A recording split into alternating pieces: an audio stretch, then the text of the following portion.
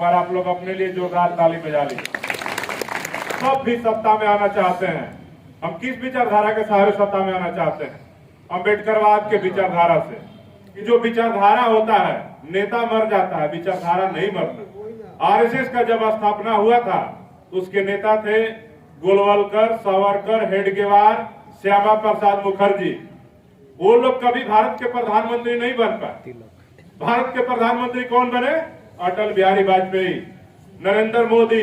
Bhim army नामक जो संगठन है जिसको चंद्रशेखर आजाद जी ने बनाया है, ये मैं आपको बता देना चाहता हूं दावे के साथ कि चंद्रशेखर आजाद रहे न रहे, अमर ज्योति रहे न रहे, संतोष अम्बेडकर रहे न रहे, जवाहर आजाद रहे न रहे, लेकिन ये भीम आर्मी का जो विचारधारा है तब तक जिंदा रहेगा जब इस देश में शोषण, अत्याचार, अन्याय, जुल्म, महिलाओं के साथ बलात्कार जैसी घटनाओं को जब जब अंजाम दिया जाएगा तब तक ये अम्बेडकरवाद और भीम आर्मी का झंडा और डंडा बुलंद होते रहेगा।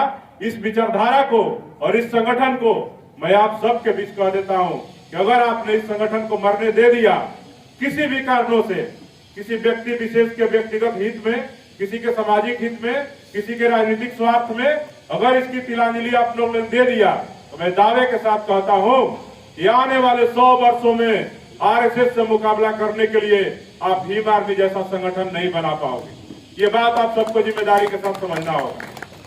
तो सबसे पहले जिनके दिमाग में भ्रम है, जो भीम आर्मी में काम कर रहे हैं, अगर उनको लगता है कि मैं हूं तो भीम आर्मी है, मैं नहीं रहूंगा तो भीम आर्मी नहीं रहेगा, तो ये भ्रम अपने दिमाग से निकाल दीजिए।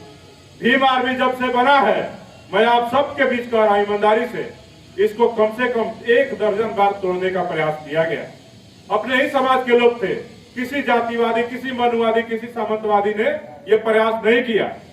प्रयास किया किसी ने तो किसी के नाम के पीछे पासवान लगा था, किसी के नाम के पीछे राम लगा था, किसी के पीछे रजक लगा था, किसी के पीछे माझी लगा था। इन्हीं लोगों ने प्रयास किया। तो हम सबको समझने की आवश्यकता है कि जितना आपके संगठन को, आपके विचारधारा को खतरा जातिवादियों से नहीं है, मनुवादियों से नहीं है, सामंतवादियों से नहीं है, उससे कहीं ज्यादा खतरा आपके अपने बीच जो बैठे हुए लोग हैं, जो व्यक्तिगत स्वार्थ में, राजनीतिक स्वार्थ में संगठन को बदनाम करना चाहते हैं, समाज को कमजोर करना चाहते हैं, उनसे आपको ज्यादा खतरा है। तो सबसे पहले आप लोग ये दिमाग में बैठा करके घर कर लीजिए कि भीम आर्मी जो विचारधारा है, अगर इसको बढ़ाना है तो आप इस भ्रम में नहीं रहिए कि अमर ज्योति विधायक बनेगा तभी विचारधारा बढ़ेगा, चंद्रशेखर आजाद प्रधानमंत्री बनेगा तभी विचारधारा बढ़ेगा। हो सकता है कि जो नींव चंद्रशेखर आजाद ने रखा भीम आर्मी बना करके, जिस प्रकार हेडगेवार, गोलवलकर और सावरकर को सत्ता में स्थापित होकर के उस विचारधारा का लाभ नहीं मिला, हो सकता है कि चंद्रशेखर आजाद भी अगर उस विचारधारा का लाभ नहीं ले पाए, अमर ज्योति नहीं ले पाए, जवाहर आजाद नहीं ले पाए, तो आने वाले वक्त में अगर ये विचारधारा का लाभ अगर आपने संगठन को मजबूत किया, विचारधारा को बनाए रखा, समाज को मजबूत करने का काम किया, समाज पे हो रहे शोषण पे, जुल्म पे, अत्याचार पे, अन्याय पे आपने मजबूती के साथ झंडा और डंडा मजबूती से बना करके रखने का काम किया, समाज के मान सम्मान स्वाभिमान के लिए किसी भी ताकतों से टकराने का काम किया, तो आने वाले 10 से 20 वर्षों में अगर सत्ता आपके हाथों में आएगी तो हो सकता है कि कोई आप ही का भाई, कोई आप ही के परिवार का सदस्य, कोई आपका जिम्मेदार बहन वहां पे आपकी सत्ता का लाभ उठाएगी और अम्बेडकरवादी विचारधारा बिहार चाहे देश में जब स्थापित होगा तो वहां पे कोई ना कोई आपका भाई ही स्थापित करेगा। लेकिन इस विचारधारा को जब तक जिंदा रखिएगा तब तक। अगर आपने भी इस विचारधारा को मार दिया, भीम आर्मी जैसे संगठन को मार दिया, तो मैं दावे के साथ कहता हूं कि सत्ता की चाबी जो है आप भूल जाओ। आप तो सामाजिक एकता भी नहीं बना पा रहे हो। ये दुख की बात है। विचारधारा को स्थापित करने के लिए आरएसएस को 100 वर्ष लगा, तभी भीम आर्मी को मुश्किल से 10 वर्ष भी नहीं हुए। और आप लोग आपस में जातिवाद करके, व्यक्तिगत हित में, राजनीतिक स्वार्थ में संगठन को, विचारधारा को, समाज को कमजोर करने का काम कर रहे हैं। तो मैं आप सबके बीच में कह देना चाहता हूं कि मैं विधायक बनूं न बनूं, एमपी बनूं न बनूं, मंत्री बनूं न बनूं, लेकिन मैं ये जरूर कहता हूं कि बिहार में जो बहुजन समाज के जो लोग हैं, 22-23 जातियों के, अनुसूचित जाति समाज के, जनजाति समाज के, पिछड़े अति पिछड़े वर्ग के, धार्मिक अल्पसंख्यक वर्ग के, इस देश में आप सोचिए कि भाजपा एकमात्र पार्टी है जो डंके के चोट पे कहती है कि हम 20% मुसलमानों के बगैर सत्ता को हासिल कर सकते हैं। तो हम सब सोचिए 85% की बात करते हैं, 90% की बात करते हैं, लेकिन कभी गर्व से नहीं कहते कि हम 15% सवर्णों के बगैर सत्ता को स्थापित कर सकते हैं। ये अंतर है। जब वो लोग 20% मुसलमानों को छोड़ करके वो देश की सत्ता में, राज्य की सत्ता में आ सकते हैं, तो क्या हम लोग 15% सवर्णों को छोड़ करके देश और राज्य के सत्ता में नहीं आ सकते? आ सकते हैं। इस बात को आप सबको समझने की जरूरत है। और जो लोग विचारधारा में घालमेल कर रहे हैं, मैं उन सबको कह देता हूं कि आपके पीछे ना समाज खड़ा रहेगा, ना संगठन रहेगा, ना पार्टी रहेगा। अगर आपने भ्रम फैलाने का कोशिश किया समाज में, तो मैं आप सबको कहता हूं कि अपने विचारधारा स्पष्ट रखिए और ईमानदारी से आप जो भी काम कर रहे हैं कीजिए। आज मैं भीम आर्मी का प्रदेश अध्यक्ष हूं, कल नहीं रहूंगा। इसका मतलब क्या है? मैं घर में बैठ जाऊंगा, काम नहीं करूंगा, विचारधारा को नहीं फैलाऊंगा, अपने लोगों के बीच में नहीं जाऊंगा, घटना दुर्घटना पे नहीं खड़ा रहूंगा, समाज के हक हकूक के लिए शासन प्रशासन सरकार से नहीं लड़ूंगा। क्या यही विचारधारा है? विचारधारा वाला व्यक्ति किसी पद का मोहताज नहीं होता है। और मैं आप सबके बीच में दावे के साथ कहता हूं कि मैं प्रदेश अध्यक्ष रहूं या नहीं रहूं, लेकिन बिहार के अंदर जितने भी बिहार में बहुजन समाज के नेता हुए, मैं तो नहीं मानता कि बिहार में जगदेव प्रसाद कुशवाहा के बाद और कर्पूरी ठाकुर के बाद कोई बहुजनों का नेता हुआ।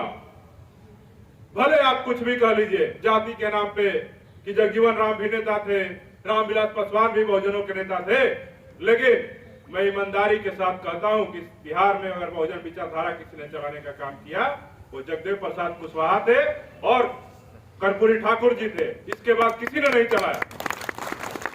मैं कहता हूं कि बिहार में बहुजन विचारधारा के लिए मैं प्रयास करूंगा कि बिहार के सभी बहुजन समाज के लोग एक हो जाए। भले आज मेरी उम्र 32 साल है, लेकिन आने वाले 30 वर्षों तक पूरे बिहार में मैं दावा करता हूं कि मैं संघर्ष करूंगा कि समाज को संगठित किया जा सके। जो आपसी भाईचारा बिगड़ा हुआ है, दुसाध, चमार, धोबी, पासी, मुसहर, कोई, कुर्मी, अहिर और तमाम जो जातियों का आपस में विभाजन है, एक दूसरे को भाई भाई नहीं समझ रहे हैं। जब मौका आता है चुनाव का, जाति का नेता देखने लगते हैं। मैं उन सबके बीच कहता हूं कि आप मुझे बिहार में, मैं नहीं कहता हूं कि मैं अपने आप को बहुजन राजनीति का सितारा बनाने के लिए काम कर रहा हूं, लेकिन मैं जब मरूंगा तो आप ये जरूर कहेंगे कि बिहार में एक व्यक्ति था जिसने बिहार के बहुजनों को एक करने का प्रयास किया था। इस बात को मैं ईमानदारी के साथ कहता हूं, दावा के साथ कहता हूं कि आने वाले 10 वर्षों में, 20 वर्षों में जब भी मौका मिलेगा, रवि भाई बता रहे थे कि जनक जी ने इनको चमचा युग किताब दिया और सबसे पहले वो भाजपा में चले गए, वही चमचा बन गए। तो ये बात भी आपको समझने की आवश्यकता है। मैं जो कह रहा हूं मेरे कथनी और करनी में अंतर है कि नहीं है, इस बात को समाज को परखने की भी आवश्यकता है। और जब मैं कहीं भी लगे कि मैं गलत कर रहा हूं तो समाज हमको आईना भी दिखाने का काम करे। आप सबको समझने की आवश्यकता है कि 2025 अति महत्वपूर्ण साल है बिहार के भविष्य के लिए, आपके बच्चों के अच्छी शिक्षा के लिए, आपके लिए अच्छे स्वास्थ्य व्यवस्था के लिए, आपके भाइयों के रोजगार के लिए, नौकरियों के लिए, आरक्षण के लिए तमाम मामले हैं, आपके बहन बेटियों पे हो रहे शोषण पे, अत्याचार के लिए। लेकिन दुख का बात है कि बिहार के अंदर आपके अनुसूचित जाति जनजाति समाज से 6 सांसद हैं, 38 विधायक हैं। एक व्यक्ति का नाम बताइए कि पूरे बिहार में कहीं भी बहुजनों पे अत्याचार होता है, कोई ये 6 सांसद 38 विधायक आवाज उठाते नजर आता है, चाहे विधानसभा में हो चाहे लोकसभा में हो। बताइए कोई ऐसा नाम है? नहीं है। जब नहीं है तो आप सोचिए कि जब चुनाव आता है तो भाई मेरे, बहने मेरे, पिता मेरे, चाचा मेरे, आप मेरे सब बता दीजिए कि जब चुनाव आता है तो आप लोग उस समय जाति देख करके कोई मांझी जी को वोट देते हैं, कोई चिराग जी को वोट देते हैं, कोई बहुजन समाज पार्टी को वोट देते हैं, और जब शोषण अत्याचार अन्याय होता है तो भीम आर्मी को खोजते हैं। तो ये दोहरा व्यवहार कैसे चलेगा? भीम आर्मी, बताइए क्या बैकग्राउंड है? जो हमारे सामने आप लोग के बीच में बैठे हैं, आपके सामने पता कर लीजिए किसके भाई विधायक है, किसके पिताजी एमपी थे, किसके चाचा मिनिस्टर हैं। कोई नहीं है। सबका बैकग्राउंड नॉर्मल बैकग्राउंड से है। कोई शिक्षक का बेटा है, कोई किसान का बेटा है, कोई गरीब का बेटा है, कोई वकील का बेटा है। किसी के पास कोई बैकग्राउंड नहीं है।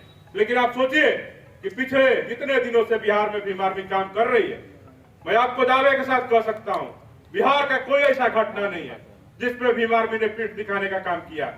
आजाद समाज पार्टी ने पीठ दिखाने का काम किया है, हमारे नेता चंद्रशेखर आजाद ने पीठ दिखाने का काम किया है। 7 वर्षों में भीम आर्मी ने आपके मान सम्मान स्वाभिमान की लड़ाई लड़ी। वैशाली में राकेश पासवान का मामला हो, आपके मुजफ्फरपुर में रूपा का मामला हो, बक्सर में आजाद पासवान का मामला हो, औरंगाबाद में पूजा कुमारी का मामला हो, या कोई भी मामला, आप ईमानदारी से अपने दिल पे हाथ रख करके सोचिए कि आपके लिए बिना साधन और संसाधन के, जिनके पास कोई व्यवस्था नहीं है, न सुरक्षा की व्यवस्था, न पैसे की व्यवस्था, न घूमने की व्यवस्था, आपके सम्मान को नहीं गिरने देने के लिए लगातार संघर्ष किए। आप याद कीजिए, जिनको आप कहते हैं, पत्रकार लोग भी सवाल पूछते हैं कि बिहार में दलितों के नेता चिराग पासवान, जीतन राम मांझी हैं, जनक राम हैं, तमाम लोगों का नाम लेते हैं। मैं आप सबसे पूछना चाहता हूं कि पूछिए कि 2 अप्रैल 2018 याद है आपको, SC/ST एक्ट का जब वायलेशन हुआ था सुप्रीम कोर्ट के द्वारा, जिनका भी नाम आप तथाकथित दलित नेता में लेते हैं, बताइए सड़क पे कौन नजर आया था? चिराग जी नजर आए थे, जीतन राम मांझी जी नजर आए थे, जनक राम जी नजर आए थे? जब नहीं नजर आए थे, आपको उसके बाद भी आगे बढ़िएगा तो रोस्टर का आंदोलन हुआ था यूनिवर्सिटी में प्रोफेसर बनने का 5 मार्च को। 5 मार्च के भारत बंद में पूछिए कि कौन दलित नेता नजर आया था?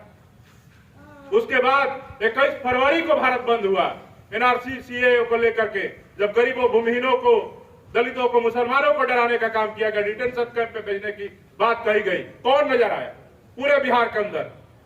मैं आप सबसे सवाल पूछना चाहता हूं, कोई नजर नहीं आता।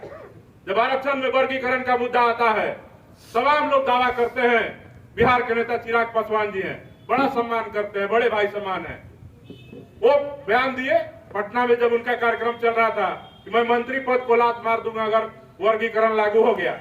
अरे भैया शर्म कर लो, NDA के नेता हो, तुम्हारे ही गठबंधन के बड़ी पार्टी भाजपा के जब हरियाणा में सरकार बनती है, उसके मुख्यमंत्री नायब सैनी मुख्यमंत्री पद का शपथ लेते ही पहला घोषणा करता है कि हरियाणा पहला प्रदेश होगा देश का जहां पे आरक्षण में वर्गीकरण की व्यवस्था की जाए।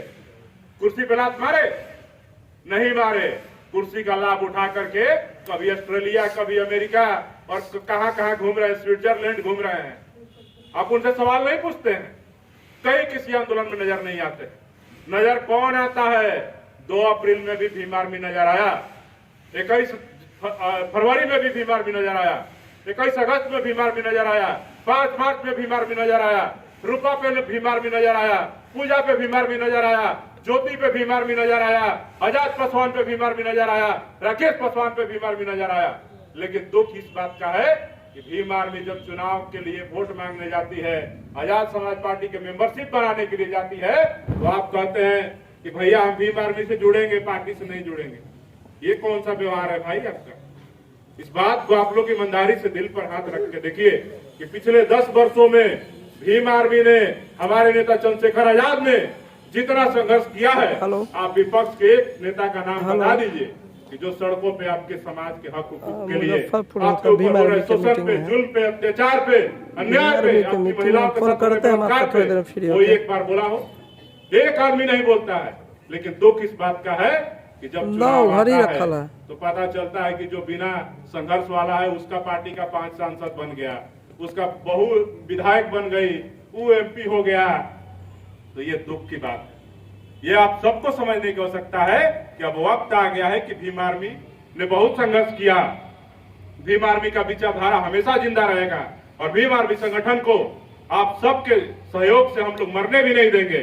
लेकिन आजाद समाज पार्टी कांसीराम का निर्माण हो गया है, जिसका चुनाव चिन्ह क्या है बताइए? केतली छाप। जोर से बताइए, क्या है चुनाव चिन्ह? केतली छाप। तो जब चुनाव चिन्ह केतली छाप है और आप सब ने ट्रेलर देख लिया कि उत्तर प्रदेश के नगीना में जब हमारे नेता चंद्रशेखर आजाद चुनाव लड़ रहे थे तो उनके खिलाफ इस देश के NDA वाले भी, इस देश के इंडिया वाले भी, नरेंद्र मोदी भी, राहुल गांधी भी, अमित शाह भी, ममता बनर्जी भी, अरविंद केजरीवाल भी, अखिलेश यादव भी, तेजस्वी यादव भी, हेमंत सोरेन भी और तमाम जो बड़े बड़े नेता हैं, चिराग पासवान भी, तमाम जो इंडिया गठबंधन वाले लोग थे, सब लोग उनके खिलाफ प्रचार कर रहे थे। लेकिन बहुजन समाज के लोगों ने और खास करके नगीना के लोगों ने जो वोट और सपोर्ट देने का काम किया अपने बेटे चंद्रशेखर आजाद को, उनके संघर्षों को देख करके वहां पे नरेंद्र मोदी को भी, वहां पे राहुल गांधी को भी, इंडिया गठबंधन को भी, एनडीए गठबंधन को भी बहुजन समाज के लोगों ने परास्त करने का काम किया। तो ये उदाहरण है, ये ट्रेलर तो आप देख चुके हैं। अब बिहार में विधानसभा का चुनाव है, एक अम्बेडकरवादी जब संसद में चंद्रशेखर आजाद नीला गमछा लेकर के प्रवेश करता है तो आप देखते हैं कि क्या मंजर होता है। वहां पे जितने जातिवादी मनुवादी सांसद हैं किस प्रकार से चिढ़ते हैं। आप ही के घर का बेटा कोई भाई अगर सदन में घुस गया तो सोचिए कि क्या मंजर होगा। जब बिहार में कहीं शोषण होगा, अत्याचार होगा, तो बिहार के विधानसभा को हम लोग चलने नहीं देंगे। बिहार के मुख्यमंत्री को जो भी बने 25 के चुनाव में, उनको चैन से कुर्सी पे बैठने नहीं देंगे। ये भीम आर्मी की आजाद समाज पार्टी की ताकत है।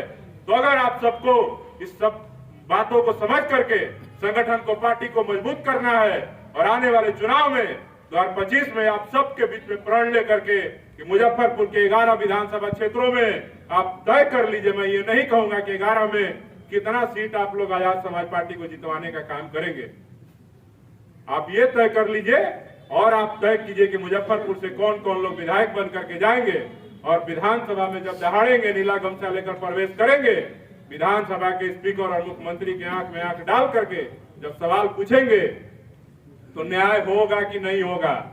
आपके 38 विधायक हैं विधानसभा में, लेकिन कभी किसी दलितों के मुद्दे पे, पिछड़ों के मुद्दे पे, नौकरियों के मुद्दों पे, युवाओं के मुद्दे पे विधानसभा ठप नहीं हुआ।